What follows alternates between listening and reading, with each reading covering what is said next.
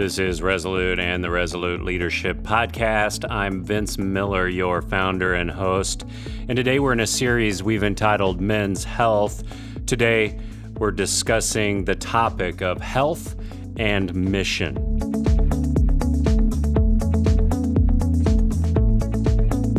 Well, gentlemen, welcome back to the program. If this is your very first time tuning in, well, thank you for joining us. Our mission as Resolute is to disciple and develop men to lead. So if you're looking for content for your men's group or maybe your men's ministry, then you need to go to our website today at beresolute.org. We have a number of great tools for men who are leading all kinds of other men, including some new small group series that we know that your men would love at your church. If you want to reach out to us, do so at our website, beresolute.org, or send me a direct email at info@beresolute.org. But now, let's dive in. Well, today I'm joined by Keith TerHaar, good friend of mine, 17-year counselor, leader of many Resolute groups as well. Keith is an integrative health coach with the organization Intended for Health.com, intended, the number 4, and health.com. You're going to love this guy. He brings a lot of wisdom with him, but especially in this episode as we dive into health and what our mission looks like in life. So Keith, thanks for joining us one more time. Thank you. It's good to be with you again, Vince. So now we're continuing on this series on men's health, and we've looked at a couple of things so far, right? We've looked at really this eagerness to be really designed to be used as God's device on this earth, physically and spiritually, and that part of our physical being is to live out spiritual meaning, right? Through these tools that God gives us, these temples that He gives us to accomplish that mission. And then last time we looked at really the anxiety that drives us, that unfortunately gets us into some pretty unhealthy patterns. But when it comes to men's health now, and just us being healthy in this life, I know that you get guys that will ask you these broad questions, and I know that sometimes health is an awesome gateway to talking about spiritual things. Can you explain why you believe that is? Well, my best explanation would be that somehow everything is interconnected, right? So I don't think we're compartmentalized beings who have just one part separate from another. You know, God created us as whole beings, and so I think the integration and the interaction between these different elements is very natural, and we really need to understand that. So, and to me, if you look hard at it, you see the way that your spiritual health and well-being seems to be affected by how you're doing physically, and it also seems that your spiritual health will really have a bearing on just how you feel. And you've said to me in the past that sometimes discussions around men's health leads to spiritual questions from people, such as like, you know, what is the meaning of this life, and why do I feel this way, and why am I struggling with this anxiety, and why do I feel like I lack energy? And you've said to me that it's kind of like a gateway to talking about Jesus Christ. So tell us a little bit about that. Explain more. Well, you know, my background, if you don't know this, I was a philosophy major back undergrad. Oh, that's shocking. Well, you know, so we talk about these existential questions, right? The big questions that everyone at some point kind of has to face. And I think one of those obvious ones is, you know, why are we here? What is life really about? You know, and many, many people can't really answer that. They say, I don't know. We haven't really figured out the purpose of life. I think as Christians, as disciples of Jesus, we have been given a really clear answer to that question. And it's pretty good. It's a good one, right? It's follow Jesus, glorify God, and it makes sense of everything to me, right? It's the best explanation of why we are here. And so within that purpose, this huge purpose we have, I think we see the way our health and everything else relates to that. You know, how do you live out that calling to glorify God, to serve Him.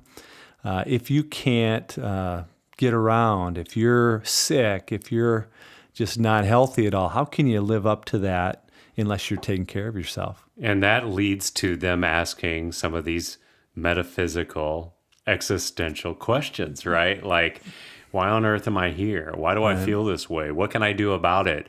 How does life need to change around me? Even some of my relationships or patterns or whatever it might be. And I just thought it was really intriguing this is a popular topic. Men's health is a big topic for guys. I mean, seriously, some of us like to talk about it. Some of us are too ashamed to talk about it. Some of us need to talk about it and don't.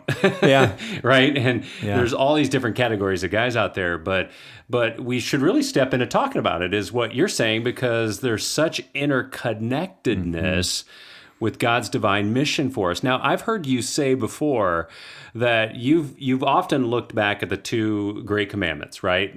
Love God, love others, which Jesus gave to us. He kind of summed the whole law up in those two commands. They're all about relationship. And so do you think that our health is pointing to the fact that we need relationship? Well, I think the way I would put it is that relationships are a big part of our overall health. Okay. Right? So in other words, you could take a guy who's really obsessive about taking care of his body, super, into exercise and eats well and gets enough sleep. He might have other areas of his life that are just going smoothly. He's killing it at work. Yep. So many other things are going right for him. But if you find out that guy has a marriage that's failing, that he's got relationships with his kids that are really broken down, or maybe he's just lonely, doesn't have friends, doesn't have relationships, you're not talking to a super healthy guy. Yeah. One part of him is, but there's this whole, this core area that is really hurting. So I just see relationships as being such a key piece of overall holistic health. Yeah. So what I'm hearing you say is that we're looking at a big picture here, right? We're looking for signs and symptoms from guys. We're looking for opportunities to share about Jesus Christ, about the meaning to life, and it all comes down to these relationships that we have with one another and with God, and about pointing people to their need for relationship with other people and to God, which really brings us back to some of this conversation about caring for ourselves, right? So I'm looking here real quickly at Romans chapter 6, right? And it says here in Romans chapter 6, verse 11, in the same way, count yourselves dead to sin, but alive to God in Christ Jesus. Therefore, do not let sin reign in your mortal body so that you obey its evil desires. Do not offer the parts of your body to sin as instruments of wickedness, but rather offer yourselves to God as those who have been brought from death to life, to offer the parts of your body to Him as instruments of righteousness. For sin shall not be your master, because you are not under the law, but you're under grace. And we find these freedoms, right, in Jesus Christ, in relationship to Christ first, and then to other people well. And it really has a lot to do with what we're willing to give up and what we're willing to sacrifice. And sometimes it sounds like that in regards to health, it means reordering our worldview and our mindset about life toward things that are very purposeful and really matter. Is that correct? Well, for sure. We started a company called Intended for Health, and the reason we came up with that name is because we really believed that God had this very particular design, right?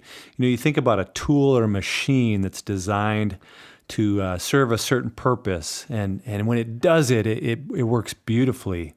And I think people are the same way, as God's creations intended for something very specific and very special, that it's a matter of ordering our lives in a way that understand that purpose. This is what we were made for, right?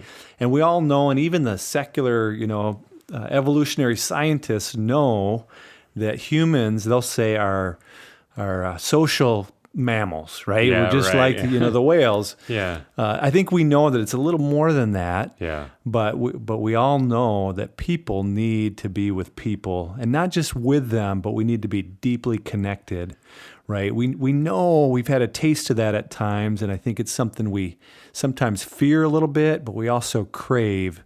It's a deep longing to have deep connection with God, to have deep connection with each other. And it's when we live that out and find that where we go, yeah, this is what I was made for. So all this is connected together. I mean, as you were talking, I was thinking about how interconnected life is. Relationships with other people, relationships with God, even our lack of health points us to our need for purpose and mission from Him. And when we are living healthy, then we can live out and fully leverage our purpose and mission if we can just find it, rewire our mindset, begin to discipline and care for these bodies, then we can live in that mission longer and with more health. I remember that you and I were talking recently about the fact that you're starting to bump into people who are getting older in years that are struggling with health. It takes us a long time to get unhealtty, right? I mean, it's a little bit over a long period of time. Slow fade. It's a slow fade, baby, right? And it takes us a long time to come back too. Just as long as it took us to put on weight or to become unhealthy in our physical patterns, it takes us that long to unlearn it. Longer. Right? And longer, okay. For some of us, longer. That's the bad news. That is the bad news. And that's what makes it tough, right? But I will tell you that what I hear you suggesting right now is that it's, you meet these guys and they're looking for mission, they're looking for purpose, they're looking for significance beyond life at work and beyond their career. And it sounds like to me that you're saying that you can have a better life even in your later years if you just care for the temple of the body, right? And you can get more out of God's mission by eating out a little bit less. Taking in better calories, right? Diminishing the amount of calories that you take in, watching your sleeping patterns, working out a little bit more, going on walks, praying more, working down that anxiety we talked about in the last podcast, because you can leverage the mission of God more. Right. Well, I'm the example that I work from as a guy pushing 50. You get to this age and you think, God, maybe I've gained some wisdom and some experience that I can actually share and contribute more. You think you have all that when you're 20 and you really don't know anything.